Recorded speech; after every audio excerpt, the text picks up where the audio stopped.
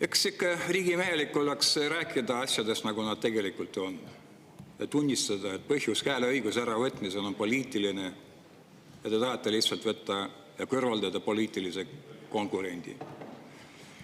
Kas teil võib üldse pähe tulla, et siin sündinud ja kasvanud ent teise riigi kodanik või üldse kodakondsuseta inimene võib armastada Eestit sama kompromissitult ja tugevalt kui põliseestlane, kelle suguvõsa on sajandet aastat olnud?